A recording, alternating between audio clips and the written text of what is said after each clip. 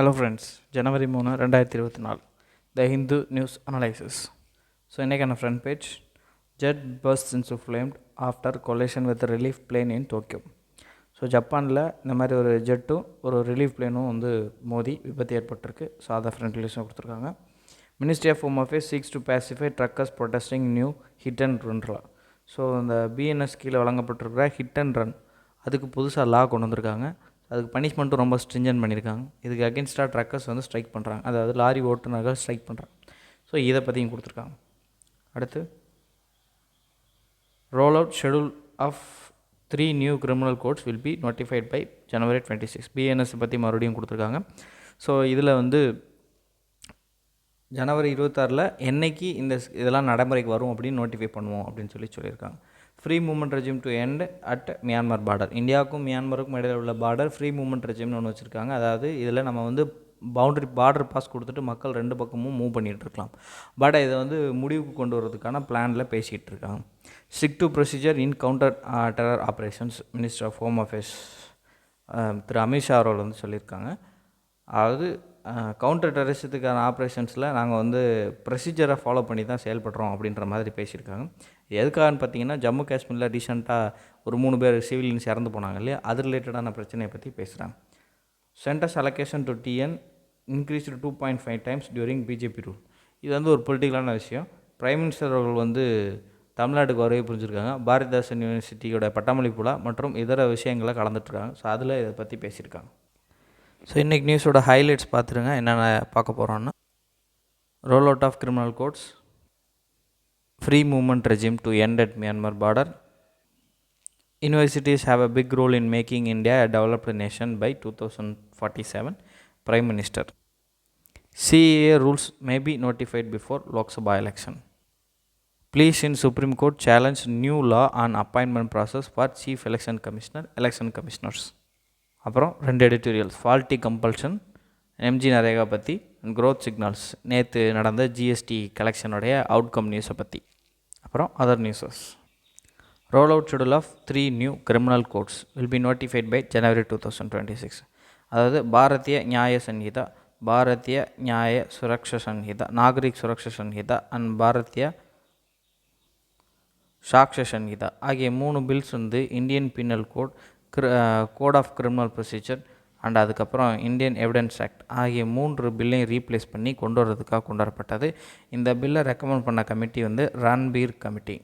சரியா, ரன்பீர் கமிட்டி தான் அந்த கிரிமினல் ப்ரொசீஜர் சிஸ்டமில், அதாவது கிரிமினல் கோட் சிஸ்டத்தில் சேஞ்சஸை ரெக்கமெண்ட் பண்ண கமிட்டி ரன்பீர் கமிட்டி. ஸோ இதை நம்ம வந்து பாஸ் பண்ணி கொண்டு வந்துட்டாங்க. பில் பாஸ் பண்ணிட்டாங்க, பார்லிமெண்ட்டில் பிரசிடெண்ட்டும் சைன் பண்ணிட்டாங்க.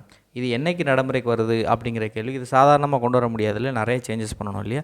இதை பற்றி ஏற்கனவே நம்ம நியூஸில் பார்த்துருக்கோம். ஸோ அதில் என்ன சொன்னாங்க அப்படின்னு பார்த்தீங்கன்னா, போதுமான ட்ரைனிங் வழங்க வேண்டியது இருக்கும், எப்படியும் 1 வருஷமாவது ஆகும் அப்படிங்கிற மாதிரி சொல்லியிருந்தாங்க. ஸோ அதை பற்றி ஃபர்தராக அப்டேட் கொடுத்துருக்காங்க. அதை தான் இந்த நியூஸில் பேசுகிறாங்க.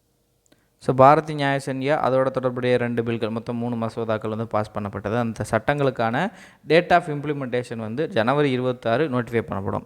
January 26 நடைமுறைக்கு வரல, January 26 சொல்லுவாங்க என்றைக்கு நடைமுறைக்கு வரும் அப்படின்னு சொல்லிட்டு. ஸோ இப்போ பைலட் ப்ராஜெக்டாக வந்து அகமதாபாத்தில் இன்னும் 2 மாதத்தில் பைலட் ப்ராஜெக்ட் வந்து ஸ்டார்ட் ஆகும். கிட்டத்தட்ட 3000 மாஸ்டர் ட்ரைனர்ஸ் வந்து சூஸ் பண்ணியிருக்காங்க போலீஸ் பர்சனல்ஸ்க்கு ட்ரைனிங் கொடுக்கறதுக்காக. இதுக்குன்னு ஒரு தனி டாஸ்க் ஃபோர்ஸ் வந்து செட் பண்ணுவாங்க. எது கீழே அப்படின்னு பார்த்தீங்கன்னா, bureau of police research and development. ரொம்ப முக்கியமான ஒரு அமைப்பினர். போலீஸ் டிபார்ட்மெண்ட்டில் தேவைப்படக்கூடிய research and development and scientific ரிலேட்டடான மேட்டர்ஸை டீல் பண்ணுறதுக்காக இந்த BPRD, bureau of police research and development அப்படிங்கிற ஒரு அமைப்பினர் இருக்காங்க. ஸோ டிஆர்டிஓ மாதிரின்னு வச்சுக்கோங்களேன். டிஆர்டிஓ ஹைலி சயின்டிஃபிக்கில் ஒரு அமைப்பு. இது வந்து போலீஸ் டிபார்ட்மெண்ட்டில் அப்ளை பண்ணோம் அப்படின்னா, ஸோ போலீஸ் டிபார்ட்மெண்ட்டுக்கு தேவையான ரிசர்ச் அண்ட் டெவலப்மெண்ட்டை கண்டக்ட் பண்ணுறதுக்காக bureau of police research and development இருக்காங்க. சரி, இவங்க என்ன பண்ணுவாங்கன்னா, இவங்களுக்கு கீழே ஒரு டாஸ்க் ஃபோர்ஸ் இருக்கும். இந்த டாஸ்க் ஃபோர்ஸ் இந்த ஸ்கீமோட ட்ரைனிங் அண்டு அதர் ஆஸ்பெக்ட்ஸை மானிட்டர் பண்ணுறதுக்காக இவங்க அப்பாயிண்ட் பண்ணப்படுவாங்க. நேஷ்னல் க்ரைம் ரெக்கார்ட்ஸ் பியூரோ, இவங்க ஆல்ரெடி கிரிமினல் ஜஸ்டிஸ் சிஸ்டம் அப்படின்னு சொல்லிட்டு சிசிடிஎன்எஸ் அப்படின்னு சொல்லி ஒன்று லான்ச் பண்ணியிருக்காங்க. அண்ட் அந்த மாதிரி நிறைய விஷயங்களை இவங்க தான் கண்டக்ட் பண்ணிட்டுருக்காங்க. நேஷனல் கிரைம் ரெக்கார்ட்ஸ் பியூரோ தான் கண்டக்ட் பண்ணிட்டுருக்காங்க. ஸோ இப்போ ஏற்கனவே இல்லை விஷயங்கள் அண்ட் இப்போ நம்ம புதுசாக கொண்டு வரப்பட விஷயங்கள், இப்போ full and full criminal justice சிஸ்டத்தை ஆன்லைனாக மாற்ற போகிறோம் அப்படின்னு சொல்லி தான் பாரதிய நியாய சங்கேத அவருடைய அட்வான்டேஜஸாக பேசப்பட்டது. அப்படி இருக்கும் பொழுது இந்த ஏற்கனவே இருக்கக்கூடிய இந்த கிரிமினல் ஜஸ்டிஸ் சிஸ்டத்தையும் இப்போ புதுசாக பிஎன்எஸ் கீழே இருக்கக்கூடிய கிரிமினல் ஜஸ்டிஸ் சிஸ்டத்தையும் கோஆர்டினேட் பண்ணுறதுக்காக என்சிஆர்பி செயல்படுவாங்க. The integration of criminal justice systems. இந்த என்டையர் கிரிமினல் ஜஸ்டிஸ் ப்ராசஸுமே சூன் ஆன்லைனில் மாறப்போகுதுன்னு சொல்கிறாங்க. இதை பற்றி மினிஸ்ட்ரி ஆஃப் ஹோம் அஃபேர்ஸ் எல்லா ஸ்டேட்ஸுக்கும் கம்யூனிகேட் பண்ணியிருக்காங்க. எதுக்காகன்னு பார்த்தீங்கன்னா, ஒரு செப்பரேட் டைரக்டர் ஆஃப் ப்ராசிக்யூஷன் அப்படின்னு சொல்லி ஒரு ஆஃபீஸரை டைரக்டர் ஆஃப் ப்ராசிக்யூஷன் ஒரு ஆஃபீஸை க்ரியேட் பண்ண சொல்லியிருக்காங்க. ஒவ்வொரு டிஸ்ட்ரிக்ட்லேயும் இந்த ஆஃபீஸ் இருக்கும். ஸோ இனிமேல் பாதிக்கப்பட்டவங்களோ இல்லை இவங்க கேஸ் போட அந்த குற்றம் சாட்டப்பட்டவங்களோ பப்ளிக் ப்ராசிக்யூட்டர்ஸோ இல்லை வேறு யாரையும் சார்ந்திருக்க வேண்டிய அவசியம் இல்லை. டைரக்டர் ஆஃப் ப்ராசிக்யூஷன் அப்படிங்கிற ஒரு ஆஃபீஸே எல்லாத்தையும் டீல் பண்ணிக்கிறோம். ஸோ இந்த ப்ராசிக்யூஷன் எல்லாமே ஆன்லைன் மாறதுக்கான செயல்பாடுகள் எல்லாமே நடைபெற்று வருது அப்படிங்கிறதையும் இங்கே குறிப்பிட்றாங்க. இது குறித்து நியூஸில் என்ன பேசியிருக்காங்க அப்படின்னு சொல்லி பார்க்கலாம். The date of implementation of the 3 criminal codes that are passed by the Parliament in December 2020 will be notified before January 26. இவ்வளோ லென்த்தாக பேசியிருக்காங்க. அந்த 3 பில்லையும் 3 ஆக்டையும் January 26 நோட்டிஃபை பண்ண போகிறாங்க, என்னைக்கு வரப்போகுதுன்னு. The officials added that it will take 9 months to a year for 3 laws to be implemented across the country. So நாடு முழுவதும் இந்த ஆக்டை இம்ப்ளிமெண்ட் பண்ணுறதுக்கு 9 மாதத்துலேருந்து 1 வருஷமாக அது ஆகலாம். 2 மாதத்தில் பைலட் ப்ராஜெக்ட் அகமதாபாத்தில் ஸ்டார்ட் ஆக போகுது அப்படின்னு சொல்கிறாங்க. Official order 3000 master trainers will train the police personnel who will work in a pyramid setup percolating to each district இந்த நெக்ஸ்ட் ஃபியூ மந்த்ஸ். ஒரு சில மாதங்களில் ஒவ்வொரு டிஸ்ட்ரிக்ட் வழியாகவே ட்ரைனிங்ஸை டாப் டவுன் அப்ரோச். பிரமிட்னா என்ன அர்த்தம்? ஸோ மேலே கொஞ்சம் பேர் அதுக்கப்புறம் இப்படி பரவும். இதான் பிரமிட் அப்ரோச். ஸோ டாப் உள்ள பீப்புளுக்கு என்ன பண்ணிவிடுவாங்க, சொல்லிக் கொடுத்துருவாங்க. இது மூலமாக இங்கே சொல்லிக் கொடுப்பாங்க, இது மூலமாக இங்கே ட்ரைனிங், இது மூலமாக இங்கே ட்ரைனிங். இதான் பிரமிட் அப்ரோச் அப்படின்னு சொல்லி அழைக்கப்படுகிறது. ஸோ அதுக்கப்புறம் இதுக்கு ஒரு டாஸ்க் ஃபோர்ஸ் க்ரியேட் பண்ணுறாங்க. Bureau of police assistant development இந்த ட்ரைனிங்கை ஓவர்சீ பண்ணுவாங்க. National Crime Records Bureau, shortly called as NCRB, will coordinate the integration of other wings of the criminal justice system.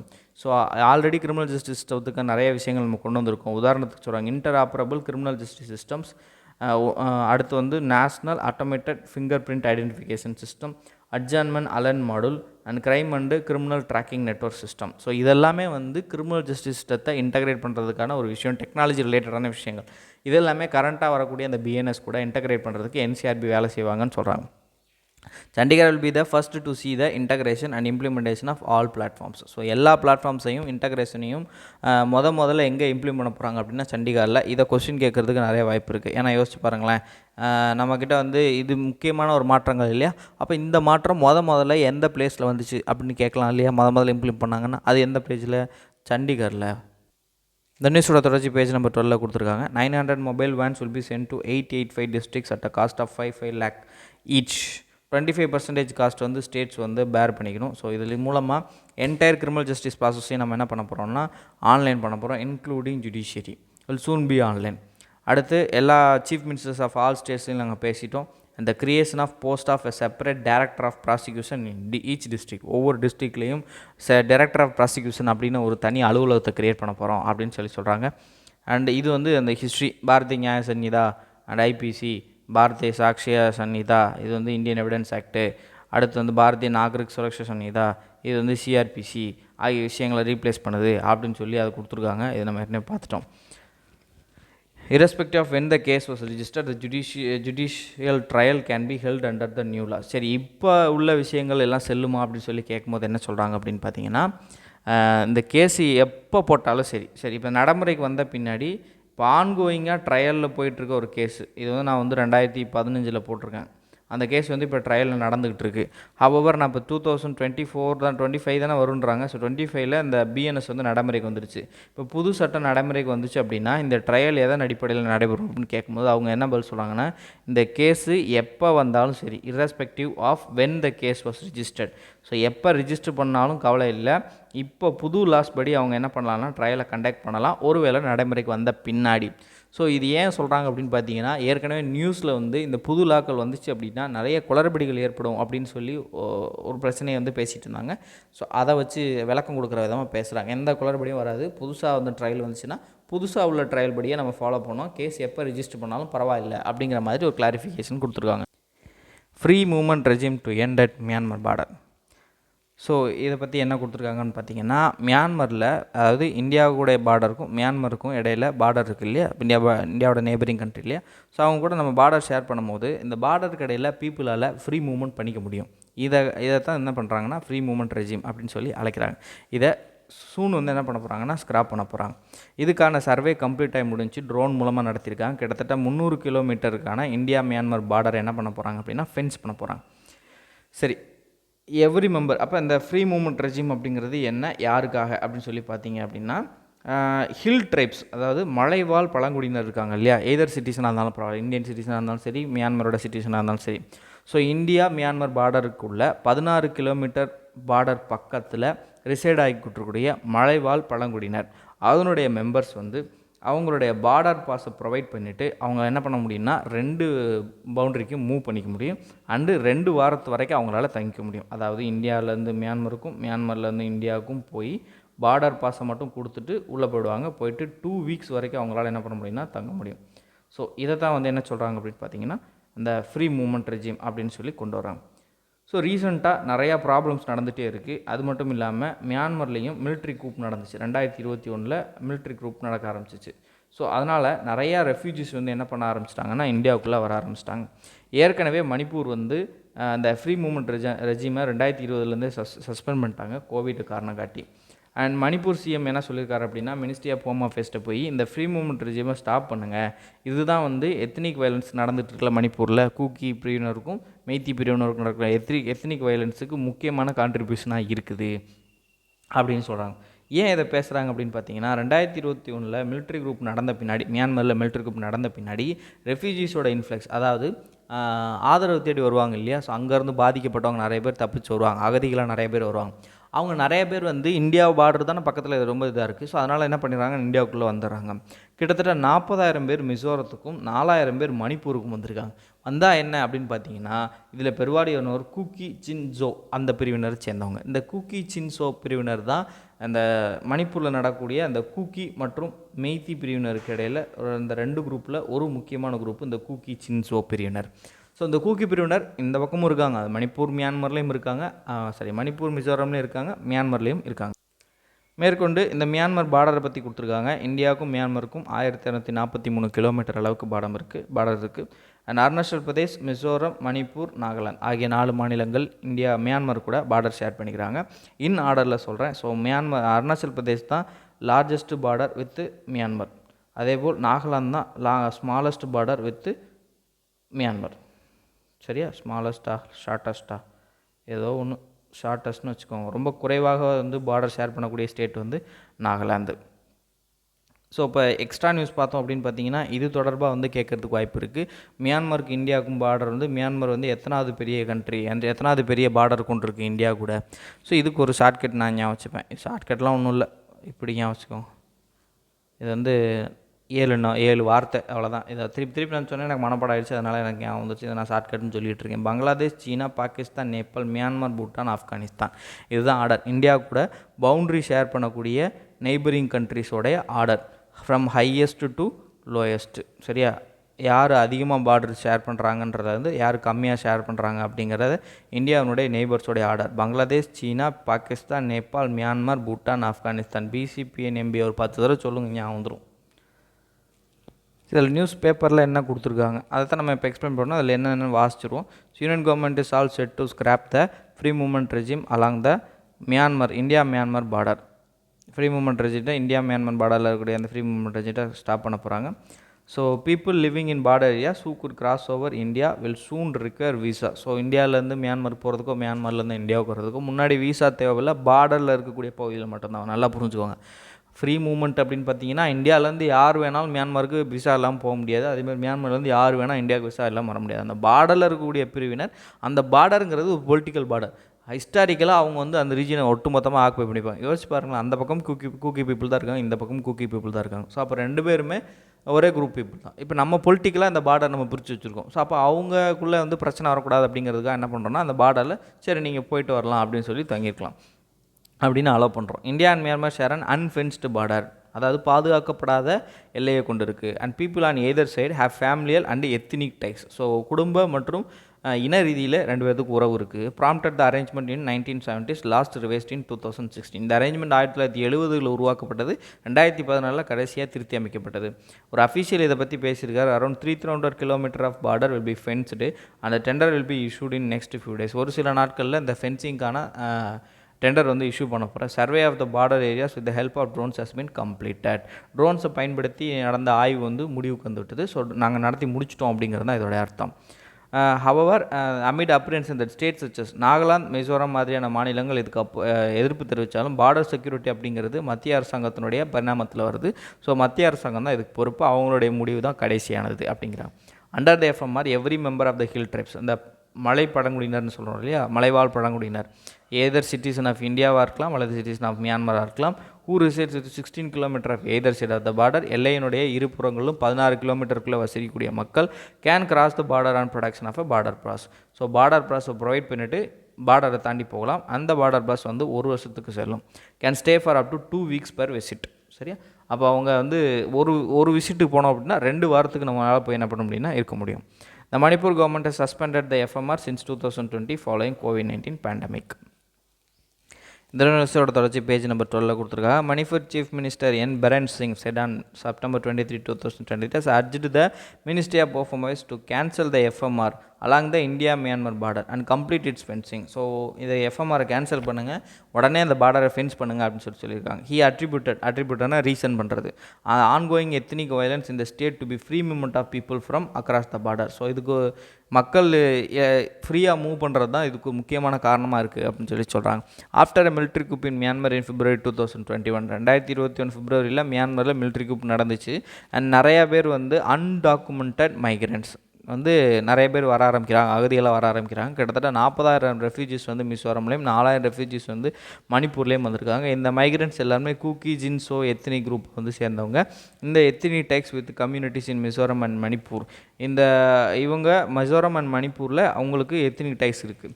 India shares 1643 kilometre long border with Myanmar which passes to the state of Arunachal Pradesh. இது ஆர்டரில் இல்லை பாருங்கள், 520 kilometre, 510 kilometre. அடுத்து மிசோரம், அடுத்து வந்து யார் மணிப்பூர், அடுத்து தான் Nagaland. Universities have a big role in making India a developed nation by 2047 PM. Amrit கால் அப்படின்னு சொல்லி ஒரு விஷயம் கொண்டு வராங்க. இந்தியாவினுடைய 100 ஆண்டுகளுக்குள்ளே இந்தியா 100வது ஆண்டு சுதந்திர தின விழா கொண்டாடும் பொழுது இந்தியா டெவலப்டு கண்ட்ரியாக இருக்கணும் அப்படின்னு சொல்லி நோக்கங்கள் கொண்டு செயல்படுத்திட்டு வராங்க. ஸோ அதில் நிறைய விஷயங்கள் செஞ்சிட்ருக்காங்க. இப்படி இருக்கும்போது பாரதிதாசன் யூனிவர்சிட்டியோட பட்டமளிப்புகளால் கலந்துக்கிட்ட பிரைம் மினிஸ்டர் அவர்கள் இந்த மாதிரி விஷயங்களை பேசியிருக்காங்க. சரி, அவங்க என்ன விஷயங்கள்னு சொல்லி எக்ஸாமுக்கு ஸ்ட்ரெயிட்டாக கேட்க முடியாது. ஹவவர் இந்தியாவினுடைய ஒருமித்த விஷயங்களை பற்றி பேசியிருக்கிறனால அவர் பேசின எல்லா விஷயமும் இம்பார்ட்டண்ட்டாக இருக்கும். பொதுவாகவே பிரைம் மினிஸ்டர், பிரசிடென்ட் எங்கே போனாலும் சரி, எந்த வார்த்தைகள் பேசினாலும் சரி, அது வந்து இம்பார்ட்டண்ட்டாக கருதப்படும். அதனால் என்ன பேசியிருக்காங்க அப்படின்னு சொல்லி பார்க்கலாம். இந்தியாவோட rapid growth in all space would transform it into developed nation by 2047. எல்லா வகையிலையும் எல்லா பக்கமும் நாங்கள் வந்து வேகமாக வளர்ந்துக்கிட்டு இருக்கோம். 2047 இந்தியா வந்து டெவலப்டு நேஷனாக மாறிடும். India had set an ambitious target of becoming a developed nation by 2047. நாங்கள் 2047 டெவலப்ட் ஆகணும்னு டார்கெட் வச்சுருக்கோம். It was witnessing rapid development, வேகமாக வளர்ந்துட்டு இருக்கோம் வெவ்வேறு துறைகளில். அண்ட் யூனிவர்சிட்டிஸ் இந்த துறைகளில் நம்ம வளர்ந்துட்டு இருக்கிறது ஒரு முக்கியமான பங்காற்றுது. ஸோ இளம் பட்டதாரிகள் அண்டு பிஸ்னஸ் கிராஜுவேட்ஸ், அதாவது தொழில் பட்டதாரிகள், அப்புறம் வந்து இன்ஜினியர்ஸ் அண்ட் எக்கனாமிஸ்ட், இவங்க எல்லாருமே அவங்களோட ஃபீல்டில் தங்களுடைய கோல்ஸை அச்சீவ் பண்ணுறது மூலமாக இதுக்கு ஹெல்ப் பண்ணலாம் அப்படின்னு சொல்கிறாங்க. ஸோ பிஜேபி கவர்மெண்ட்டோட அச்சீவ்மெண்ட்ஸை பற்றி பேசியிருக்காங்க. ஸோ இது நமக்கு வேணாம், இது வந்து ஒட்டுமொத்தமாகவும் பேசப்படுது. அத்லெட்ஸில் என்ன செஞ்சுருக்காங்க அப்படிங்கிறதெல்லாம் பேசியிருக்காங்க. ஆனால் Modi said that these achievements were made possible through foresight and upright policies. So Vadivel சொல்கிறார்ல, தொலைநோக்கு பார்வையோட போகிறோம். அந்த தொலைநோக்கு பார்வையும் ஒரு தெளிவான ஒரு கொள்கைகளும் தான் வந்து இந்த அச்சீவ்மெண்ட்ஸ் வந்து பாசிபிள் ஆக்கியிருக்கு அப்படின்னு சொல்கிறாரு. இது மூலமாக வந்து இருக்கக்கூடிய யங் பீப்புள்கிட்ட அவங்களோட எனர்ஜி அண்ட் டேலண்ட்டை போதுமான அளவுக்கு, மேக்ஸிமம் அளவுக்கு நம்ம எக்ஸ்ட்ராக்ட் பண்ண முடியும் அப்படின்னு சொல்கிறாங்க. த ஹோல் ஆஃப் சொசைட்டி, ஒட்டுமொத்த சமூகம், including the poorest of the poor, அது வறுமையிலும் மிகவும் ஏழ்மையிலும் ஏழ்மையாக இருக்கக்கூடியவங்களையும் சேர்த்து had played a role in bringing the graduates to this important occasions, இந்த ஒரு முக்கியமான சூழலுக்கு வளர்ந்துருக்கிறதுக்கு இவங்க எல்லாருமே பங்காற்றுறாங்க அப்படின்னு சொல்கிறாங்க. now the graduates had to give back to build a better society. இப்போது இந்த இளைஞர்கள் வந்து கிராஜுவேட்ஸுக்கு வந்து இவங்க எல்லாருமே ஹெல்ப் பண்ணியிருக்காங்க. இப்போ அந்த கிராஜுவேட்ஸ் தன்னுடைய சமூகத்துக்கு வளர்கிறதுக்கு உதவணும். Quoting Tamil poet Bharathidasan who had said let us create a brave new world, புதியதோர் உலகம் செய்வோம். The Prime Minister said that the Indian young youth were fulfilling his vision by rising to the occasion. Lauding Bharatdasan University, Mr. Modi said that it was established with strong and mature foundation. சரி, okay. Stating that the nation and civilization centered around knowledge. நாட்டினுடைய அந்த நாகரீக வளர்ச்சியும் சரி நாலேஜை சுற்றி தான் வந்து வளர்ந்துருந்துச்சு அப்படின்னு பேசுகிறாங்க.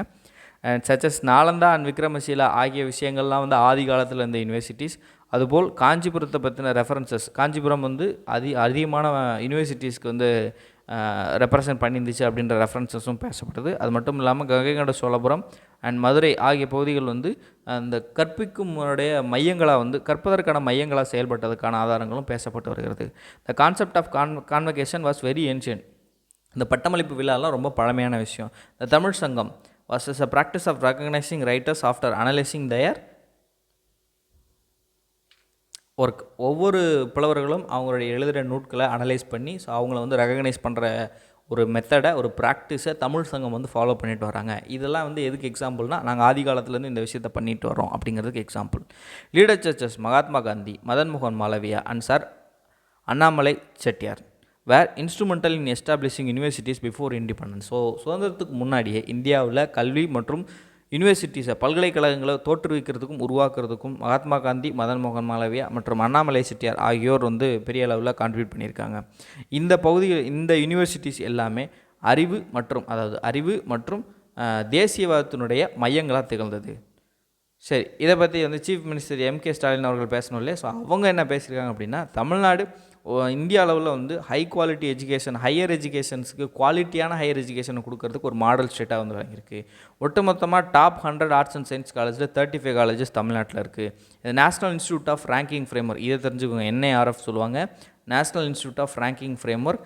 ஸோ இது வந்து காலேஜஸை வந்து என்ன பண்ணுவாங்க, லிஸ்ட் பண்ணுவாங்க. ஸோ குவாலிட்டியான காலேஜஸில் பேஸ் பண்ணி ரேங்கிங் ரிலீஸ் பண்ணுவாங்க. Similarly top 100 universities and engineering colleges, அதில் 22 யூனிவர்சிட்டிஸும் 15 காலேஜஸும் தமிழ்நாட்டில் தான் இருக்குது.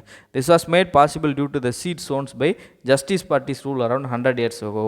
இதெல்லாம் எப்போ நடந்துச்சு? இதுக்கான வித்தெல்லாம் 100 வருஷத்துக்கு முன்னாடியே விதைச்சாச்சு. விதை நான் போட்டது அப்படின்னு சொல்கிறாங்க. யார் போட்டதான்? ஜஸ்டிஸ் பார்ட்டி ரூல் போட்டதான். He said this government was ensuring social justice by imparting education to all. நாங்கள் அனைவருக்கும் கல்வி அப்படிங்கிற விஷயத்தை கொடுக்கறது மூலமாக சமூக நீதியை உறுதிப்படுத்துகிறோம், அதை மேற்கொண்டு கொண்டு போகிறோம், மக்கள்கிட்ட கொண்டு போய் சேர்க்குறோம் அப்படின்னு சொல்லியிருக்காங்க. CAA rules may be notified before Lok Sabha elections. சரி, இதில் என்ன பேசியிருக்காங்க அப்படின்னா, சிட்டிசன்ஷிப் அமெண்ட்மெண்ட் ஆக்ட். சிட்டிசன்ஷிப் ஆக்ட்னு சொல்லி 1955 ஒரு ஆக்ட் கொண்டு வந்தாங்க. ஸோ நம்மளுடைய கான்ஸ்டியூஷன் ஆர்டிக்கல் 5 to 11 சிட்டிசன்ஷிப் பற்றி பேசியிருக்காங்க. ஹவவர் அந்த டைம் ஆஃப் இண்டிபெண்டன்ஸில் யார் சிட்டிசன் அப்படிங்கிற விஷயத்தை டீல் பண்ணுறதுக்காக தான் இந்த ஆர்டிகல்ஸ் இருக்கிறதா பேசப்படுது. மேற்கொண்டு பவர்ஸ் அந்த தேவையான சேஞ்சஸை பண்ணுறதுக்கு பார்லிமெண்ட்டுக்கிட்ட பவர் கொடுத்துட்டாங்க. ஸோ அந்த வகையில் பார்லிமெண்ட் 55 கிரியேட் பண்ண தான் சிட்டிசன்ஷிப் ஆக்ட் ஆஃப் 1955.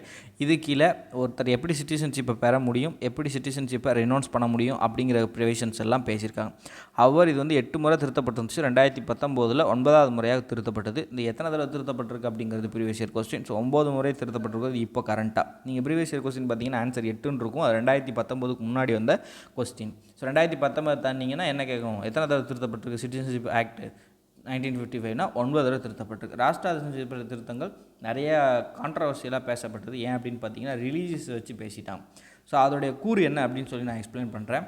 அதாவது நம்மளுடைய நெய்பரிங் கண்ட்ரியான பாகிஸ்தான், ஆப்கானிஸ்தான், அதுக்கப்புறம் வந்து பங்களாதேஷ், இந்த 3 பகுதிகளிலையுமே வந்து முஸ்லீம் டாமினேட்டட் நேஷன், கரெக்டாக முஸ்லீம் கண்ட்ரிஸ். அப்போ இந்த முஸ்லீம் கண்ட்ரிஸ் அப்படின்னா நான் முஸ்லீம்ஸ் வந்து இந்த இடத்துல அதிகமாக ரிலீஜியஸ் பெர்செக்யூஷனால் பாதிக்கப்படுறாங்க, மதம் சார்ந்த துன்புறுத்தல்களில் ஈடுபடுறாங்க அப்படிங்கிறத குறிப்பிட்றாங்க.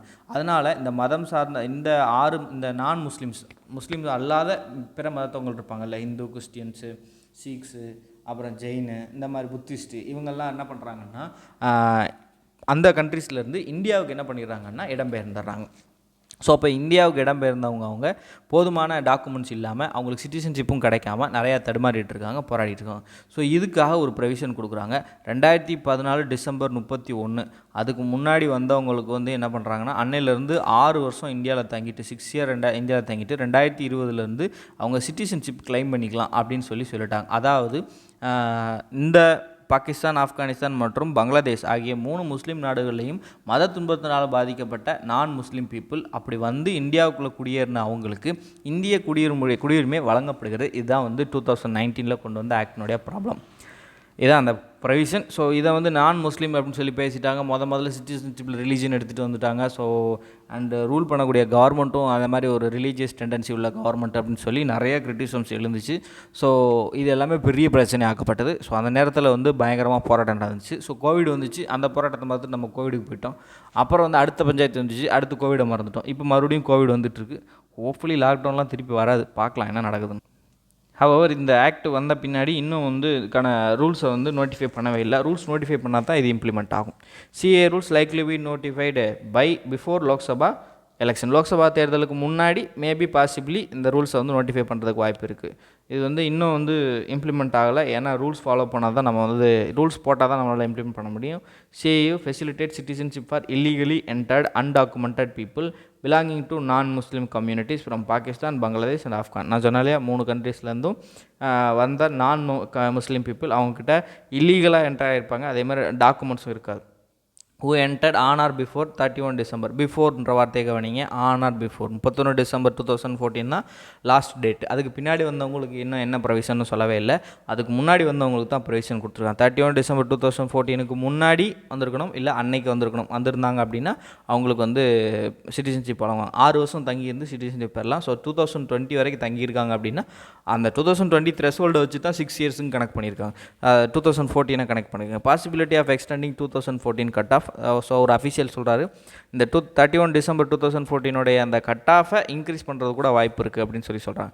Ministry of home affairs empowered district collectors to accept online applications to grant citizenship. So இப்போ வரைக்கும் என்ன பண்ணிட்டு இருக்காங்கன்னா, சிட்டிசன்ஷிப்புக்கான ப்ரொவிஷன்ஸ் ரூல்ஸ் போடாத வரைக்கும் இந்த பார்டரில் இருக்கக்கூடிய 31 டிஸ்ட்ரிக்ஸுக்கும் அதுக்குள்ள டிஸ்ட்ரிக்ட் கலெக்டருக்கு என்ன பண்ணுறாங்க அப்படின்னு பார்த்தீங்கன்னா பவர் கொடுக்குறாங்க. ஆன்லைன் அப்ளிகேஷனை வாங்கிட்டு நீங்கள் சிட்டிசன்ஷிப் வழங்குறதுக்கான அதிகாரங்கள் உங்களுக்கு கொடுக்கப்படுது. அவர் இந்த portal does not accept the expired Pakistani passport issue.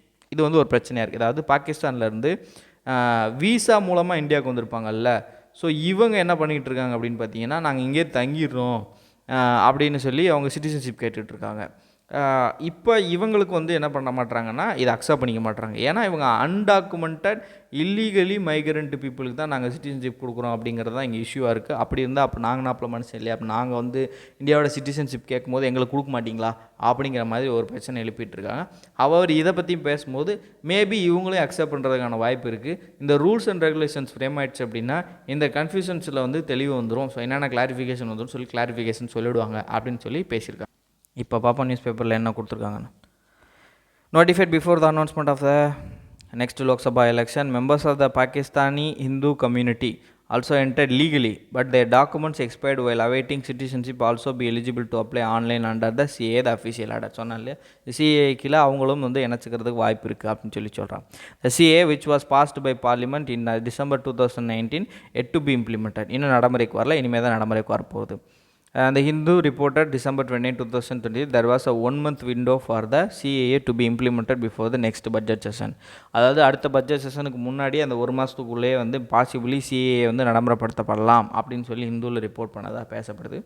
So இதை என்ன சொல்கிறாங்க, அந்த லீகலைசேஷன் இந்த லெஜிஸ்லேஷன். ஸோ இந்த ஆக்ட் என்ன சொல்லுதுன்னா, facilitate citizenship to undocumented people who entered illegally without visas and passports belonging to 6 non Muslim communities. யார் எந்தெந்த கண்ட்ரியில், பாகிஸ்தான், பங்களாதேஷ் அண்ட் ஆப்கானிஸ்தான். இது மூணுலேயுமே முஸ்லீம் டாமினேட்டட் கண்ட்ரி. ஸோ என்னென்ன ரிலீஜன் சேர்ந்தவங்க, Hindu, Sikh, Buddhist, Parsi, Christian and Jain. Okay, from 3 neighboring countries who entered India on or before December 31, 2014. The act reduces the requirement of aggregate stay in India for applicants from the 6 communities seeking citizen from 11 years to 6 years. ஆக்சுவலாக இந்த மாதிரி வந்து வெளிநாட்டிலேருந்து வந்து குடியிருக்கிறவங்களுக்கு வந்து 11 வருஷம் தங்கியிருக்கணும். அதை பேர் பண்ணி என்ன பண்ணுறாங்கன்னா 6 வருஷமாக குறைக்கிறாங்க. 5+1 சொல்லி 6 வருஷமாக குறைக்கிறாங்க. அது என்ன ஒன்று அப்படின்னு பார்த்தீங்கன்னா, கடைசியாக அப்ளிகேஷன் போடுறதுக்கு முன்னாடி கடைசி 1 வருஷம் வந்து கம்ப்ளீட்டாக இந்தியாவில் தங்கணும். 5 வருஷம் வந்து இப்போ இது வந்து பொதுவாக உள்ள ப்ரொவிஷன். பாகிஸ்தான், ஆப்கானிஸ்தான், பங்களாதேஷ் இதுக்கு மட்டும் கிடையாது. பொதுவாக உள்ள ப்ரொவிஷன் என்னென்னு பார்த்தீங்கன்னா, வெளிநாட்டை சேர்ந்த ஒருத்தர் ஒரு ஃபாரின் கண்ட்ரியினர் வந்து இந்தியாவில் சிட்டிசன்ஷிப் வாங்கணும் அப்படின்னா இப்போ 6 வருஷமாக குறைச்சிட்டாங்க. முதல்ல 11 வருஷமாக இருந்துச்சு, இப்போ 6 வருஷமாக குறைச்சிட்டாங்க.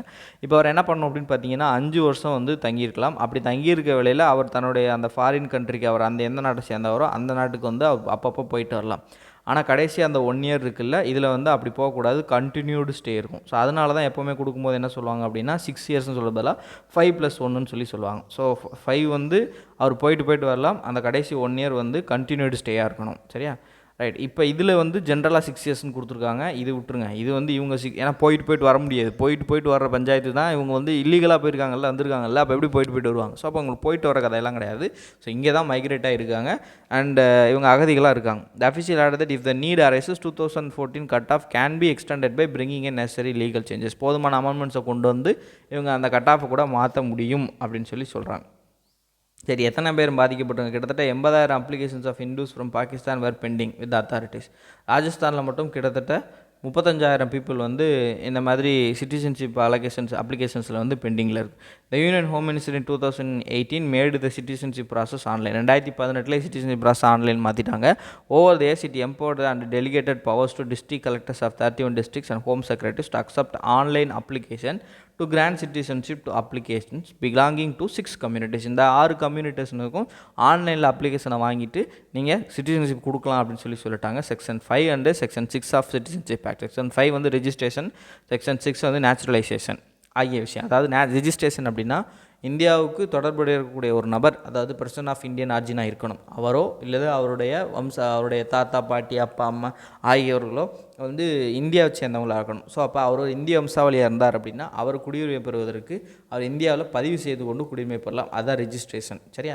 நேச்சுரலைசேஷன் அப்படின்னா என்னென்னு பார்த்தீங்கன்னா இந்தியாவுக்கும் இவருக்கும் எந்த சம்மந்தமும் கிடையாது. ஒரு வெளிநாட்டவர் இந்தியாவுடைய குடியுரிமை பெறும்போது அவர் நேச்சுரலைசேஷன் அப்படிங்கிற ப்ராசஸ் மூலமாக குடியுரிமை பெறலாம். ஸோ இதை பற்றி உங்களுக்கு சிட்டிசன்ஷிப் பற்றி டவுட் இருக்குது அப்படின்னா நம்ம பாலிட்டியில் ஒரு பிளேலிஸ்ட்டில் சிட்டிசன்ஷிப் பற்றி தெளிவாக விலாவரியாக போட்டிருக்கோம், அதை ரெஃபர் பண்ணி பாருங்கள். So despite in online process, the portal does not accept expired Pakistani passports, forcing people to apply to the Pakistani High Commission Delhi to get their passports renewed for a hefty sum. So இவங்க வந்து Pakistani Delhi commission high கமிஷன்கிட்ட போய் என்ன பண்ணணும்னா நிறையா காசு கொடுத்து அவங்களுடைய பாஸ்போர்ட்டை வந்து ரினியூ பண்ண வேண்டியதாக இருக்குது அப்படின்னு சொல்லி problem சொல்லிட்டுருக்காங்க. Pleas in Supreme Court, new law on appointment, challenging new law on appointment process for Chief Election Commissioner, election commissioners. சரி, இது வந்து ப்ளீ தான், இதில் ஜட்ஜ்மெண்ட்டோ எதுவும் வரவும் இல்லை. ஸோ அதனால் இதை பற்றி என்ன சொல்லியிருக்காங்க அப்படின்னு சொல்லி பார்க்கலாம். வேணும்னா வாசித்து பார்த்துக்கோங்க, இல்லைனா கண்டென்ட்டை சொல்கிறேன், அதுவே போதுமானது. சரி, ஃபர்ஸ்ட் ஆஃப் ஆல் நான் சொல்கிறேன், இந்த chief election commissioner and election commissioners இவங்க எல்லாத்தையும் அப்பாயிண்ட் பண்ணுறதுக்குன்னு ஒரு செலெக்ஷன் கமிட்டி கிடையாது. பொதுவாக செலெக்ஷன் கமிட்டினா யாருன்னு பார்த்தீங்கன்னா ஒரு குரூப் ஆஃப் பியூரோக்ராட்ஸ் இருப்பாங்க. அந்த பியூரோக்ராட்ஸ் வச்சு சூஸ் பண்ணி யார் இவங்களை அப்பாயிண்ட் பண்ணணும் அப்படின்னு சொல்லி முடிவு பண்ணுவாங்க. இவங்க என்ன பண்ணுவாங்கன்னா பிரசிடெண்ட்டுக்கு ரெக்கமெண்ட் பண்ணுவாங்க. பிரசிடெண்ட்டுக்கோ இல்லை அப்பாயிண்ட் பண்ணக்கூடிய அத்தாரிட்டி யாரோ அவங்களுக்கு ரெக்கமெண்ட் பண்ணுவாங்க, அவங்க அப்பாயிண்ட் பண்ணுவாங்க. அவர் இந்த ப்ரொவிஷன் யாருக்கு இல்லைன்னு பார்த்தீங்கன்னா chief election commissioner and election கமிஷனர்ஸ்க்கு கிடையாது. ஸோ அதனால் இது வந்து என்ன பண்ணுறாங்க அப்படின்னா கவர்மெண்ட்டு தான் வந்து ரெக்கமெண்ட் பண்ணுவாங்க அண்ட் கவர்மெண்ட் ரெக்கமெண்ட் பண்ண பிரசிடெண்ட் வந்து அப்பாயிண்ட் பண்ணுவாங்க. இந்த கவர்மெண்ட்டோட ஆக்டிவிட்டீஸை கொஸ்டின் பண்ண முடியாது, இது யூனிலேட்டரலான ஒரு விஷயம். ஸோ இது வந்து அப்போ எலெக்ஷன்றது ஃப்ரீ அண்ட் ஃபேர், கரெக்டாக இலவசம் மற்றும் நியாயமான தேர்தல் நடக்கணும். Election should be free and fair, education should be free and quality, election should be free and fair. சரியா? அப்படி இருக்கும்போது இது ஃப்ரீ அண்ட் ஃபேராக இருக்குமா அப்படின்னு கேள்வி எழுப்பப்பட்டு சுப்ரீம் கோர்ட்டில் வழக்கு தொடுக்கப்பட்டது. ஸோ இதை விசாரித்த சுப்ரீம் கோர்ட் என்ன சொல்கிறாங்கன்னா நீங்கள் சொல்கிறது கரெக்ட், இதில் நம்ம வந்து சேஞ்சஸ் பண்ணணும் அப்படின்னு சொல்லி ஒரு செலெக்ஷன் கமிட்டி அப்பாயிண்ட் பண்ணுங்கள் அப்படின்னு சொல்லி சொல்கிறாங்க. இந்த எஸ்சி வந்து சுப்ரீம் கோர்ட், இது வந்து செலெக்ஷன் கமிட்டி. ஒரு செலெக்ஷன் கமிட்டி அப்பாயிண்ட் பண்ணுங்கள். இந்த செலெக்ஷன் கமிட்டியில் 3 பேர் இருக்கணும். ஒன்று வந்து பிரைம் மினிஸ்டர் இருப்பார், இன்னொன்று லோக்சபாவுடைய அப்போசிஷன் லீடர் இருப்பார், இன்னொன்று நான் இருப்பேன், அதாவது சீஃப் ஜஸ்டிஸ் இருப்பார் அப்படின்னு சொல்லிட்டாங்க. ஹவவர் வந்து இந்த ஆர்டர் வந்து நடைமுறையில் இருக்கும். இதுக்கிடையில் பார்லிமெண்ட் வந்து ஒரு லா கிரியேட் பண்ணி வரைக்க இது நடைமுறையில் இருக்கும் அப்படின்னு சொல்லிட்டாங்க.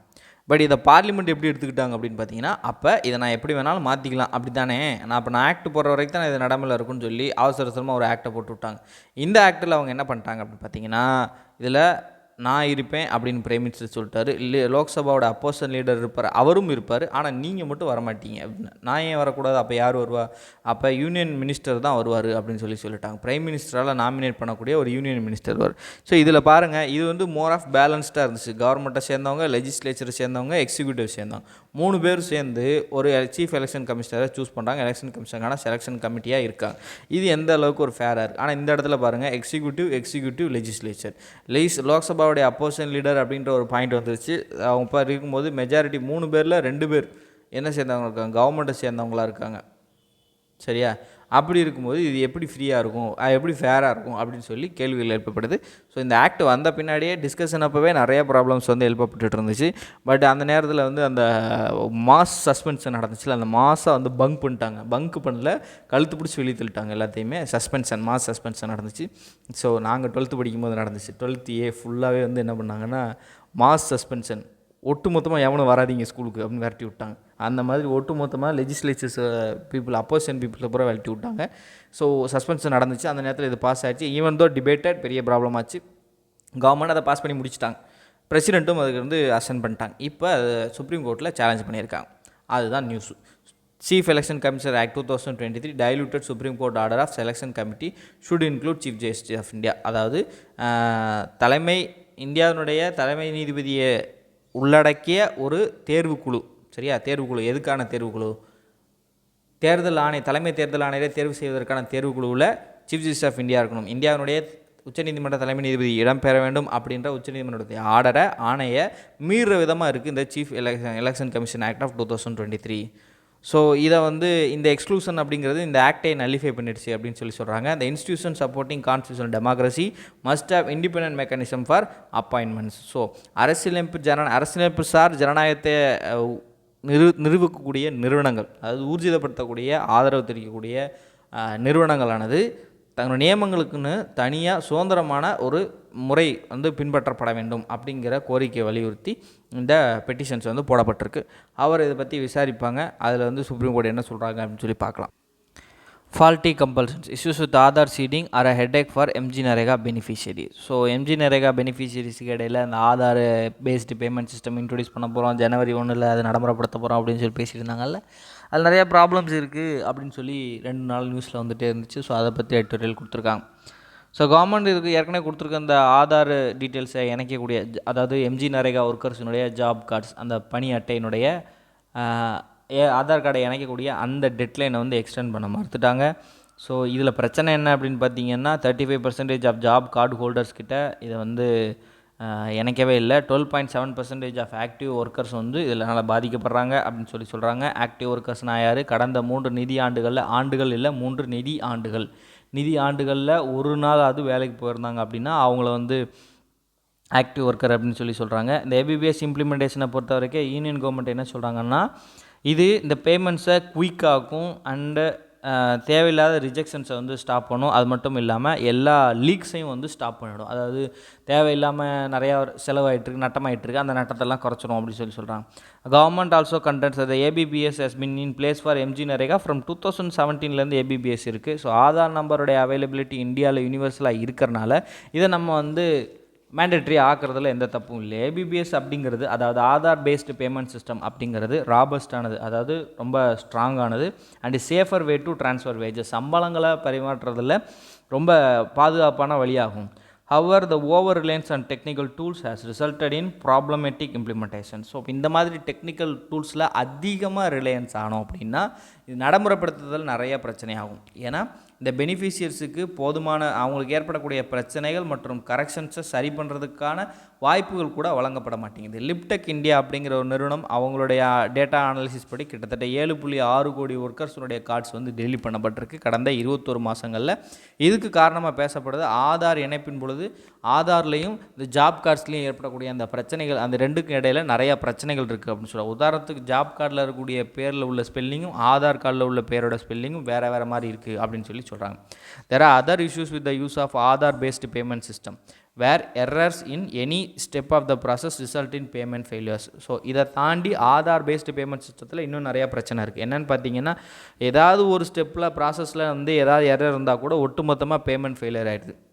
அது மட்டும் இல்லாமல் ஆதாரில் உள்ள பேரில் உள்ள ஸ்பெல்லிங் பிரச்சனை அண்ட் ஜாப் கார்டில் உள்ள ஒருக்க 2 கடையில் உள்ள பிரச்சனை, அது மட்டும் இல்லாமல் ஆதாரையும் பேங்க் அக்கௌண்ட்டையும் மேப் பண்ணுறதுல உள்ள பிரச்சனை. ஸோ மேப்பிங் இங்கே இடத்துல கனெக்ட் பண்ணுறது அப்படிங்கிறது புரிஞ்சுக்கணும். ஏன்னா number of cases payments can be diverted to some other account than one beneficiaries prefer and also without their concern. அதாவது இப்போ நான் பெனிஃபிஷியரி இருக்கேன், நான் தான் பெனிஃபிஷியரி, எனக்கு வந்து இப்போ ஆதார் கூட இணைச்சி 2 பேங்க் அக்கௌண்ட் இருக்குது, நான் ஏதோ ஒரு பேங்க் அக்கௌண்ட்டை ப்ரிஃபர் பண்ணுவேன். ஹவவர் வந்து அந்த ஆதார் வந்து ஆட்டோமேட்டிக்காக வேறு ஏதோ அக்கௌண்ட்டில் ப்ரிஃபர் ஆகிடுது, வேறு யாரோ கூட இல்லை, வேறு ஏதோ ஒரு அக்கௌண்ட். ஸோ வேறு யாரோன்னா பெரிய பிரச்சனை இல்லையா, அந்த மாதிரி இல்லை. பட் என்னோடய அக்கௌண்ட் 2 அக்கௌண்ட் இருக்குது, இன்னொரு அக்கௌண்ட்டில் வந்து இது இப்போ என்னோடய கன்சென்ட்டே இல்லாமல் என்னோட இன்னொரு அக்கௌண்ட்டை எதுக்கு அக்செப்ட் பண்ணணும், அதில் ஏன் போகணுங்கிற மாதிரி சொல்கிறான். Claims by the government that Aadhaar use has reduced delays in wage payments. So அரசாங்கத்தினுடைய கோரிக்கை என்ன, அவங்களுடைய கிளைம் என்னன்னு பார்த்தீங்கன்னா, ஆதார் யூஸ் பண்ணோம் அப்படின்னா நம்ம சம்பளம் கொடுக்குறதுல வந்து இப்போ இருக்கக்கூடிய டிலே வந்து கட்டுப்படுத்தலாம் அப்படின்னு சொல்கிறாங்க. ஹவவர் லிப்டெக் இந்தியா என்ன சொல்கிறாங்கன்னா, அந்த வேஜ் டிலேஸுக்கு முக்கியமான காரணமே பற்றாக்குறையான நிதி தான், அதுதான் ஃபஸ்ட்டு திங் அப்படின்றாங்க. அப்படின்னா சென்ட்ரல் கவர்மெண்ட் முதல்ல நிதி ரிலீஸ் பண்ணுங்கள், அப்போ தான் வந்து பீப்புளுக்கு எல்லாத்துக்கும் வேஜ் வந்து டிலே ஆகுது அப்படிங்கிறாங்க. இதுக்கு ஆதார் பேஸுக்கும் சம்மந்தம் இல்லை. Without cleaning up Aadhaar seeding and mapping with bank accounts making the ABPS mandate will only create further issues. அது ஆதார் சீடிங் அண்டு பேங்க் அக்கௌண்ட்டில் கனெக்ட் பண்ணுறது உள்ள பிரச்சனைகளை சரி செய்யாமல் நீங்கள் ஏபிபிஎஸ்ஸை மேண்டேட்டரி பண்ணுறது இந்த பிரச்சனையை இன்னும் பெருசாக்க தான் செய்யும். தி யூனியன் கவர்மெண்ட் அவங்க எடுத்த இந்த முடிவு வந்து மறு ஆலோசனை செய்ய வேண்டும்.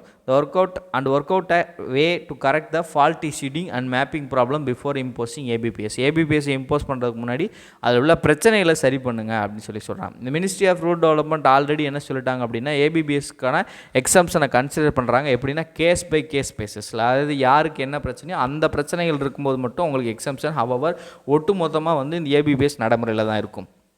If there is a technical issue, but it would better if the ministry conducts social audit. So technical issues இருக்கும்பொழுது வந்து இந்த மாதிரி கேஸ் டு பேசிஸில் அவங்க வந்து கேஸ் டு கேஸ் பேசிஸில் அவங்க எக்ஸம்ஷன் வழங்குறாங்க. பட் இந்த மினிஸ்ட்ரி என்ன பண்ணணும்னா சோசியல் ஆடிட் கண்டக்ட் பண்ணணும். சோசியல் ஆடிட் அப்படிங்கிறது என்னென்னா பீப்புளே உள்ளே வந்து சர்வே கண்டக்ட் பண்ண வைக்கிறது. ஸோ பீப்புள் வந்து என்ன பண்ணுவாங்க அப்படின்னா ஒவ்வொரு ரீஜனில், அது கிராம பஞ்சாயத்தில் போய் பீப்புளை வச்சு என்ன பண்ணுவாங்கன்னா, இப்போ ஆதார் பேஸ்டு பேமெண்ட் சிஸ்டம்னால என்னென்ன ப்ராப்ளம் வருது, உங்களுக்கு என்ன ப்ராப்ளம்னு கவர்மெண்ட் சர்வே பண்ணுறது பதிலாக பீப்புளே வந்து ஆடிட் பண்ணுறது.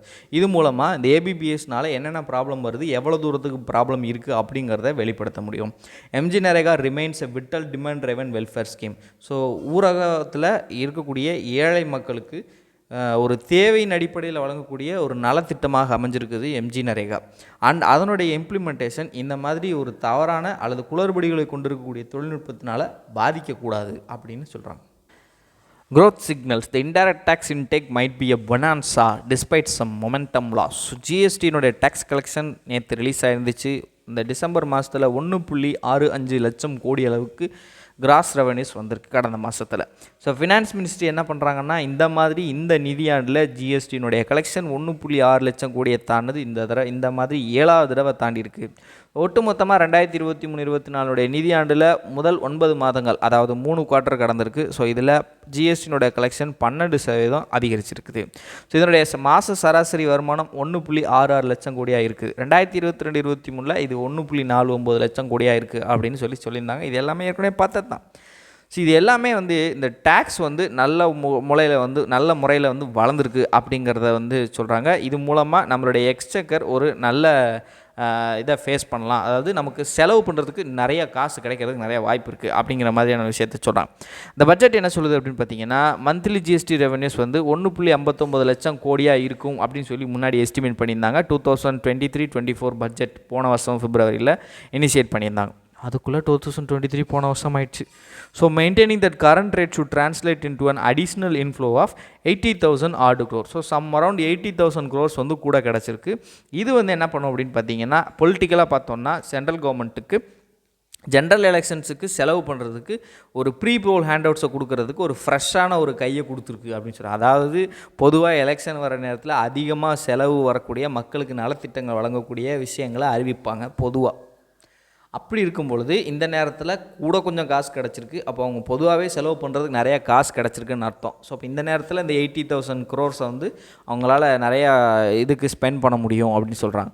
பட் இதோட ஃபைனல் குவார்ட்டரில் ஒரு ஸ்லோ டவுனை எக்ஸ்பெக்ட் பண்ணப்படுது. ஸோ அதனால் ஜிஎஸ்டினோட கெயின்ஸ் வந்து குறையிறதுக்கு வாய்ப்பு இருக்குது அப்படிங்கிறான். ஆல்ரெடி ரிசர்வ் பேங்க் ஆஃப் இந்தியாவினுடைய குரோத்தை வந்து ஃபஸ்ட்டு ஹாஃபில், அதாவது இந்த வருஷத்தினுடைய ஃபஸ்ட்டு குவார்ட்டரில் 7.7% அக்டோபர் டிசம்பரில் 6.5% இருக்கதாக வந்து கணிச்சிருக்காங்க. அப்போ இந்த லாஸ்ட் குவார்ட்டரில் 6% குறையும் அப்படின்னு சொல்லி எதிர்பார்க்கப்படுகிறது. பாருங்கள், ஃபஸ்ட் ஹாஃபில் 7.7, அடுத்த குவார்ட்டரில் 6.5 அண்ட் லாஸ்ட் குவார்ட்டர் 6. ஃபஸ்ட்டு ஹாஃப்னால் முதல் 2 குவார்ட்டரை சேர்த்து சொல்கிறாங்க. First quarter and second quarter ரெண்டையும் சேர்த்து அவங்க சொல்கிறாங்க ஃபஸ்ட்டு ஹாஃப்னு சொல்லி. இது ஹாஃப் இல்லை, அதனால் ஃபஸ்ட் குவார்ட்டர் செகண்ட் குவார்ட்டர் சேர்த்து சொல்கிறாங்க. அடுத்து, the December GST collection for transaction undertaken in November indicates some moderation in momentum already. இதுக்கு வந்து உறுதிப்படுத்துகிற விதமாக டிசம்பரில் ஏற்பட்டக்கூடிய அந்த ஜிஎஸ்டி கலெக்ஷன் ஓரளவு மாடரேட்டர். அவர் இது ஜாஸ்தி தான், பட் நவம்பரை கம்பேர் பண்ணும்போது கம்மி அப்படிங்கிறாங்க. ஹெட்லைன் நம்பர், அதாவது உண்மையாக எவ்வளோ இன்க்ரீஸ் ஆகிருக்கு அப்படிங்கிற நம்பரும் சரி, அந்த குரோத்தோட ரேட்டும் சரி, வித் வளர்ச்சி சதவீதமும் சரி, இது கடந்த 3 மாதங்களில் மிகவும் குறைவானது. உதாரணத்துக்கு வளர்ச்சி வீதம் நவம்பரில் 15% இருந்துச்சு. ஆனால் இது டிசம்பரில் 10% தான் இருக்குது அப்படின்னு சொல்கிறாங்க. செப்டம்பரை விட ஜஸ்ட்டு 0.1% தான் கூட. செப்டம்பரில் 10.2. ஸோ செப்டம்பர் வந்து 27 மாதங்களில் இல்லாத அளவுக்கு மிகவும் குறைவாக காணப்பட்டது. ஸோ அதை விட ஜஸ்ட்டு 0.1% தான் கூட. தப்பி பிழைச்சிட்டான் அப்படிங்கிற மாதிரி தான் சொல்கிறாங்க. தீபாவளி இந்த மாதத்தினுடைய கடைசி மிடில் ஆஃப் த மந்த்தினுடைய கடைசி செலவுகளை வந்து அதிகரித்தனால ஓரளவு தப்பிச்சுக்கிச்சு. பட் இதில் வந்து இனிசிபிட்னா என்ன அர்த்தம்? கம்மியான அப்படின்னு அர்த்தம். கம்மியான ஒரு அளவில் தான் வந்து பெரிய எஃபெக்டை கொடுக்கல அப்படிங்கிறாங்க. ஸோ உள்நாட்டு பரிவர்த்தனைகள் டொமஸ்டிக் டிரான்சாக்ஷன் வந்து 13% டிசம்பரில் வளர்ந்துருக்கு. இது 14 மந்த் லோ அப்படிங்கிறாங்க. ஏன்னா நவம்பரில் 20% அது குரோ ஆகிருக்கு அப்படின்னு சொல்கிறாங்க. இது எல்லாமே நம்ம வந்து இந்த ஃபெஸ்டிவ் சீசன் முடிவுக்கு வந்திருக்கு. ஃபெஸ்டிவ் சீசனுக்கு வந்து பண்ணக்கூடிய செலவுகள் வந்து ஒரு முடிவுக்கு வந்திருக்கு. ஸ்னூஸ் பட்டனை போட்டுருச்சு. ஸ்னூஸ்னா என்ன? அலாமில் ஸ்னூஸ் பண்ணோம்ல, கொஞ்ச நேரத்துக்கு தள்ளி போட்டுருது, அந்த மாதிரி தள்ளி போட்டுருச்சு அப்படின்னு சொல்லலாம். This is corroborated somewhat by e way bills. இதை வந்து நம்ம எப்படி எக்ஸாம்பிள் எடுத்து காட்டலாம்னா, இதுக்கு எக்ஸாம்பிள் சொல்கிறாங்க. இவே பில்ஸ் நவம்பரில் ஜென்ரேட் ஆன இவே பில்ஸ் வந்து ஸ்லிட் டு 87 மில்லியன். நவம்பர்லேயே குறைஞ்சி வச்சு 87 மில்லியனாக இருக்குது. அக்டோபரில் அது 100 மில்லியனாக இருந்துச்சு. The government has emphasized resilient domestic consumption, steered the economic despite global events. உலக அளவில் பொருளாதார பிரச்சனைகள் நிறைய இருந்த போதிலும் உள்நாட்டு பரிவர்த்தனைகள் மற்றும் உள்நாட்டு நுகர்வு, இந்தியாவுடைய மக்கள் செஞ்ச கன்சம்ஷன் தான் இந்த ஜிஎஸ்டி கலெக்ஷன் மற்றும் எக்கனாமியை வந்து வலுப்பெற செய்கிறதுக்கு முக்கியமான காரணமாக இருந்ததாக கவர்மெண்ட் சொல்கிறாங்க. சரி, ஒரு சில இந்த இண்டிகேட்டர்ஸை பற்றி பேசுகிறாங்க. அதாவது கார் சேல்ஸ், கார் விற்பனையை பொறுத்த வரைக்கும் 2023 4 மில்லியன் அளவுக்கு கார் வந்து சேல்ஸ் ஆகிருக்கு. இதில் அதிகபட்சமாக sports utility vehicles, high end sports utility vehicles வந்து அதிகமாக விற்பனை ஆகிருக்குன்றாங்க. பட் த ரூரல் டிமாண்ட், ஊரகத்தில் உள்ள பகுதிகளில் ஊரக பகுதியில் ஏற்படக்கூடிய தேவையினுடைய அளவு வந்து ஃப்ரெகைல்னு அர்த்தம், ஈஸியில் உடையக்கூடிய அர்த்தம். அப்புறம் ரொம்பவே வீக்காக இருக்குதுன்னு அர்த்தம். Amid bleak prospects for the farm செக்டரில் அங்கங்கே கொஞ்சம் வாய்ப்புகள் இருந்துச்சு. அந்த ஃபெஸ்டிவல் புஷ் ஆல்ரெடி இந்த பாஸ். ஸோ ஃபெஸ்டிவலுக்கு ஏற்பட்ட அந்த புஷ் வந்து ஆல்ரெடி முடிஞ்சு போச்சு. Policy makers for whom this is the last month of official data to base their interim budget permissions. அதாவது இப்போ நம்ம வந்து பிப்ரவரியோட ஃபஸ்ட்டு ஒர்க்கிங் டேயில் வந்து பட்ஜெட் தாக்கல் செய்யணும். இதுதான் வந்து ரூலு. ஸோ பிப்ரவரியோட ஃபஸ்ட்டு ஒர்க்கிங் டே என்றைக்கு வருதுன்னா February 1 அன்றைக்கி வந்துருது. Thursday, February 1 Thursday. அப்போ அன்றைக்கே வந்துடும். அப்போ இந்த மாதத்தில் கலெக்ட் பண்ணக்கூடிய டேட்டா மட்டும் வச்சு தான் அவங்களால இன்டரிம் பட்ஜெட் ரெடி பண்ண முடியும். ஏன்னா அதுக்கடுத்து டேட்டாஸ் கிடைக்காது. பிப்ரவரி மார்ச்லாம் டேட்டாஸ்லாம் இல்லை. அதெல்லாம் நம்ம முன்னாடியே வந்து பட்ஜெட் தாக்கல் செய்யணும் அடுத்த வருஷத்துக்கு. சரியா? அதனால் என்ன பண்ணுவாங்கன்னா, இப்போ இடைக்கால பட்ஜெட் தான் தாக்கல் செய்வாங்க. நான் அடுத்து எலெக்ஷன் வரப்போனால் இடைக்கால பட்ஜெட் தான் தாக்கல் செய்வாங்க. ஸோ இந்த பட்ஜெட் ரெடி பண்ணுறதுக்கான ஃபைனல் டேட்டா கிடைக்கக்கூடிய மாதம் இது மட்டும்தான் அப்படின்னு சொல்கிறாங்க. ஸோ பாலிசி மேக்கர்ஸ் இந்த ஒரு விஷயத்தை புரிஞ்சுக்கணும். Must note the slowing pace while factoring இந்த additional inflow that seems to set to exceed expectations. So எதிர்பார்ப்புகளை கடந்து அடிஷ்னல் ஃப்ளோ வந்திருக்கு. ஆனால் அதே சமயத்தில் இந்த ஸ்லோ பேஸையும் மனசில் வச்சுக்கிட்டு தேவையான விஷயங்களை செய்யுங்க அப்படிங்கிற மாதிரி சொல்லியிருக்காங்க. ஸோ இதெல்லாம் எக்ஸாமுக்கு தேவைப்படுமா? இது எதுக்கு சம்மந்தமே இல்லாமல் உட்காந்து முக்கிய சொல்லிட்டு இருக்கீங்க அப்படின்னு கேட்டிங்கன்னா, என்னை பொறுத்த வரைக்கும் இந்த சைடு காலம் எடிட்டோரியல்ஸுங்கிறது எக்ஸாமுக்கு வருதோ வரலையோ, பட் அதை நம்ம படித்து அதில் என்ன சொல்கிறாங்க அப்படிங்கிறத புரிஞ்சுக்க ட்ரை பண்ணோம். இந்த மாதிரி ஒரு பேராகிராஃபை கொடுத்து அதுக்கான அர்த்தங்களை புரிஞ்சுக்கிறதுக்கு பேர் தான் காம்ப்ரீஹென்ஷன். ஸோ அந்த காம்ப்ரிஹென்ஷன் எங்கேயோ கேள்விப்பட்டிருக்கீங்கல்ல, சிசாட்டில் வரக்கூடிய காம்ப்ரிஹென்ஷன். அந்த காம்ப்ரிஹென்ஷனுக்கு அச்சீவ் பண்ணுறதுக்கு இந்த மாதிரி காலம்ஸ் வந்து ரொம்பவே ஹெல்ப் பண்ணும். According to Adil bye IRS அவர்களுடைய கூற்றின்படி, அவங்க சொன்னதான், நான் சொல்லலை, அவங்களுடைய கூற்றின்படி ஸ்ட்ரைட்டாகவே இந்த காலத்திலேருந்து சம்டைம்ஸ் இந்த காலம்ஸ் வந்து அப்படியே பேராகிராஃப்ஸ் வரலாம் அப்படின்னு சொல்லி அவங்க சொன்னாங்க. வந்திருக்கு அப்படின்னு நான் பார்த்துருக்கேன், வரலாம், வர்றதுக்கு நிறைய வாய்ப்பு இருக்குது அப்படின்னு சொல்லி சொன்னாங்க. உதாரணத்துக்கு சொல்கிறேன். ஓகே, அடுத்த அதர் நியூஸ் பார்ப்போம்.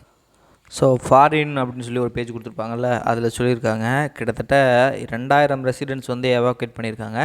இந்தோனேஷியாவில் மவுண்ட் லெவோடோபி லக்கி அப்படிங்கிற ஒரு வல்கனோ என்ன ஆரம்பிச்சிருக்கு அப்படின்னா எரப்ட் ஆக ஆரம்பிச்சிருக்கு. வல்கானிக் ஆக்டிவிட்டீஸ் வந்து அதிகரிச்சிட்ருக்கு. ஸோ எப்போ வல்கானிக் கேஸ்லாம் வெளியே வருது அப்படின்னா என்ன ஆகும், வல்கானோ வந்து வெடிக்க போகுது அப்படின்னு சொல்லி அர்த்தம். ஸோ இந்த இதோட லொக்கேஷன் கேட்கறதுக்கு நிறையா வாய்ப்பு இருக்குது. Ethiopia Somalia reach agreement on port actions. எத்தியோப்பியாவுக்கும் சோமாலியாவுக்கும் இடையில் அந்த ஒரு போர்ட்டோடைய போர்ட்டை யூஸ் பண்ணுறதுக்கான அந்த ப்ராப்ளம்ஸ் வந்து நிறையா ஓடிட்டுருக்கு. ஸோ அதை சால்வ் பண்ணிக்கிறதுக்காக என்ன பண்ணுறாங்கன்னா இவங்க 2 பேரும் வந்து டீல் போட்டிருக்காங்க. அதோடைய போர்ட்டோட பேர் பெர்பெரா போர்ட். இது ரெண்டுமே வந்து பிளேசஸ் இன் நியூஸில் வந்து பயன்படுறதுக்கு நிறையா வாய்ப்பு இருக்குது. அடுத்து Gaza fight rages after Israel vows war will last all year. இந்த வருஷம் பூரா சண்டை இருக்கும் அப்படின்னு சொல்லிட்டாங்க. அது ஏற்கனவே பேசினது தான். அதில் வந்து காசாவுடைய ஃபைட் வந்து அதிகரிச்சிட்ருக்கு, அதாவது சண்டை வேகமாகிட்டுருக்கு அப்படின்ற மாதிரி குறிப்பிட்டிருக்காங்க. Monster quake in Japan leaves 48 dead. Rescuers scramble in search of survivors. The 7.5 magnitude quake that rattled Ishikawa prefecture on the main island of Honshu triggered tsunami waves more than a meter high which caused a major fire and tore apart roads. நிறைய problems நடந்துச்சு. இதில் ஒட்டுமொத்தமாக 48 மக்கள் வந்து பாதிக்கப்பட்டிருக்கதா சொல்கிறாங்க. இப்போ new year அன்றைக்கி அவங்களுக்கு ஒரு மோசமான நியூ இயராக வந்து அமைஞ்சிருக்கு. வெயிட் பண்ணிகிட்ருக்கும் போல் நியூ இயரில் போட்டு தள்ளிடலாம் வந்துட்டு, நியூ இயரில் போட்டு தெளிச்சு. ஸோ அதை பற்றி பேசியிருக்காங்க. இதை நம்ம நேற்றே பேசணும். இந்த ஃப்ரண்ட் பேஜில் பார்த்தா ஹிட் அண்ட் ரன்லா செக்ஷன் 106 ஆஃப் பிஎன்எஸில் என்ன சொல்லியிருக்காங்க அப்படின்னு பார்த்தீங்கன்னா, maximum punishment of 10 years in cases of rash and negligent driving அப்படின்னு சொல்லி கொடுத்துருக்காங்க. ஸோ இதை எதிர்த்து வந்து ஜனவரி 1லேருந்து ஜனவரி 30 வரைக்கும் ப்ரொட்டஸ்ட் பண்ண போகிறதா including transporters, bus, taxi unions எல்லாம் ஒன்றா சேர்ந்து நேஷன் வைடு ஸ்ட்ரைக் வந்து கால் பண்ணியிருக்காங்க. ஸோ இந்த செக்ஷன் 106 கிளாஸ் 2 வந்து இன்வோக் பண்ண போகிறாங்க அப்படின்னு சொல்லி பேச்சுவார்த்தைகள் வந்துச்சு. ஸோ இதுக்காக இவங்க எல்லாருமே சேர்ந்து போராட்டம் பண்ணிகிட்ருக்காங்க. இன் மை ஒப்பீனியன் இதெல்லாம் நியாயமே இல்லை. ஹிட் அண்ட் ரன், ஹிட் ஆகிட்டு ரன் ஆனால் தானே பிரச்சனை. அவங்க ஒரு வேளை ஆக்சிடெண்ட் ஆகிடுச்சின்னா அந்த இடத்துல இருந்தால் என்ன ப்ராப்ளம் வரப்போகுது, என்னத்தை சொல்கிறது. இதுக்கு இவங்க போராட்டம் பண்ணாங்கன்னா மக்கள் தான் பாதிக்கப்படுவாங்க. ட்ரக்ஸ் வந்து போகலை அப்படின்னா தான் இன்னொரு பேஜில் கொடுத்துருந்தாங்க, பெட்ரோல் வாங்குறதுக்கு குவிஞ்சிட்டாங்க மக்கள் அப்படின்னு சொல்லி. இது வந்து இது யாருனால பாதிப்பு, இது யாருக்கு பாதிப்பு? அப்போ வந்து அவங்க நேரடியாக கவர்மெண்ட் அட்டாக் பண்ணல, பீப்புள் அட்டாக் பண்ணுறாங்க. அவங்க ஸ்ட்ரைட்டாக பீப்புளை தான் அடிக்கிறாங்க. என்ன ஏன்டா அடிக்கிற, ஒன்று அடித்தா தான்டா அங்கே வலிக்கும் அப்படிங்கிற மாதிரி பண்ணுறாங்க. ஸோ சரி, ஓகே, நம்ம என்ன சொல்கிறது. Okay, we came to end of today's news analysis. Thank you.